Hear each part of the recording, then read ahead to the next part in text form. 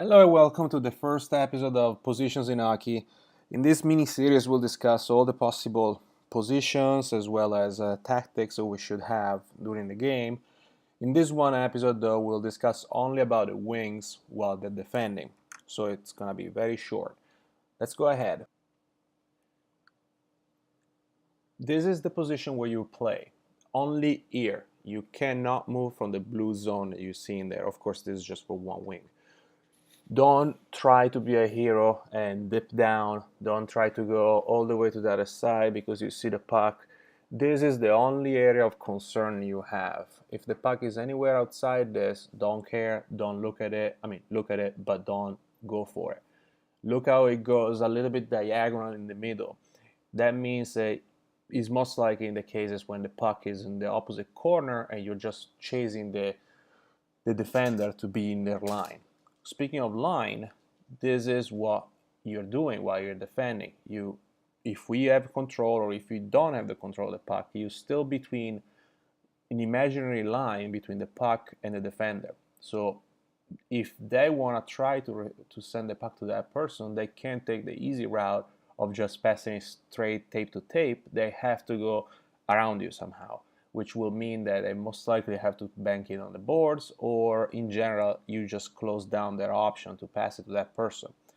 You gotta remember though, if the puck moves, you're moving with it on the line. You're not moving with the player. You're not covering. You're not staying with attached to the player. You want to give yourself a good stick length between you and the defender, so that that person doesn't have the time to go around you, let's say. And in general, be in the line. That's the only job when you don't have the puck. Now, the important part that we're going to discuss is the breakout. Breakouts are the key component of a well-oiled team. If you don't have a breakout, you're not going to have goals because you're not going to get out of your zone. So your first job is, once we get the puck, is to be ready. That's important. Be aware of what's happening all the time. And that counts for every single player on the field, but in the case of the wing, most likely you have to be even more alert because puck might be coming to you. So let's say that the defender decides to pass it to you. So they most likely will go to the boards. It's the easiest and the safest route to take. So the first thing you have to do is skate really hard. Like you have to reach the sign where it says half boards before the puck gets to you. So skate, and even if you're faster than the puck, in your opinion, still skate hard. It's better to be there and wait than actually be there later because you try to time it. Because remember, the defender, it's not stupid. The defender is going to try to get that puck too. Anyway, the puck is moving. You get to the boards. You have to put the butt on the boards.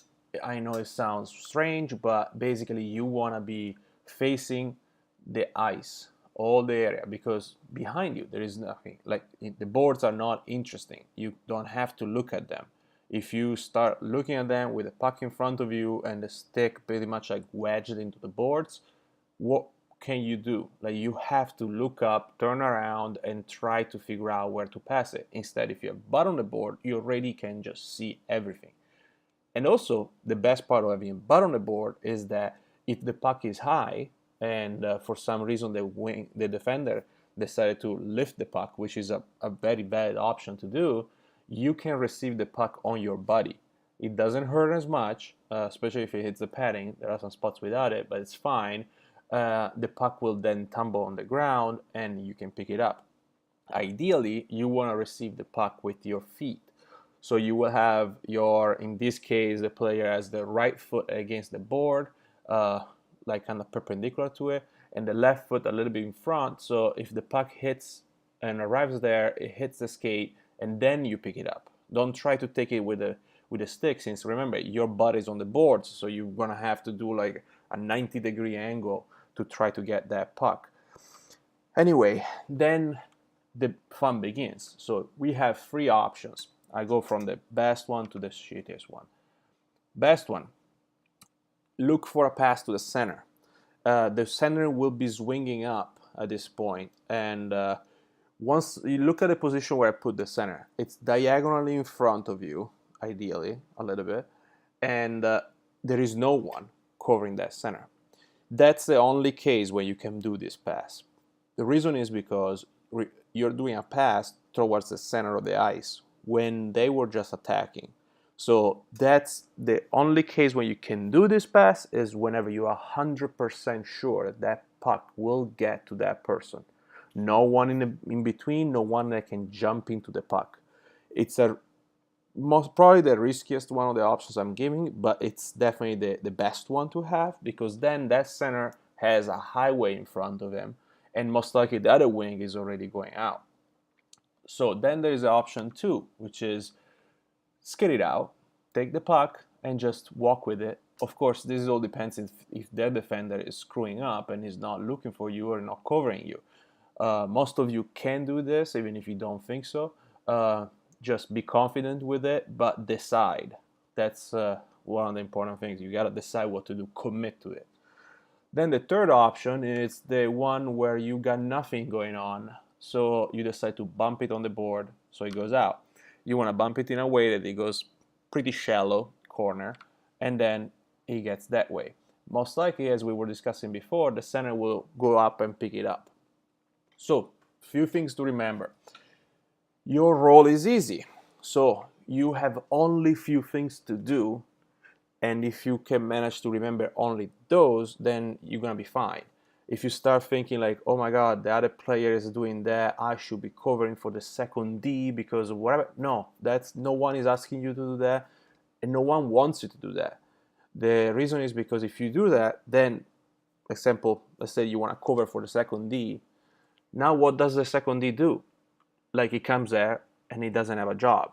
So now we have a power play, kinda, we gave them, because we're playing with 4 people and one of them is and another one is a chicken that goes around not doing what to do. So again, don't be a hero. Don't try to go down too much. Don't try to stray off from your area. And the most important one, in the breakout, be ready, be aware what's happening, and get it. It's pretty easy. You just have to skate a tiny bit. But as always, that skating distance is dictated by your feet, not by, I can't tell you how close to be to the boards. If you are a slow skater and you know you are, then just stay closer to the boards, especially if you see that we have the puck. You can stray a bit from that imaginary line we were discussing, as long as, of course, with your legs, you can get back to that line before the puck gets to that player, in case we lose the puck in defending. And that's it. Just get that puck and then center or skate it out or boards, in that order. Thank you, guys. Bye.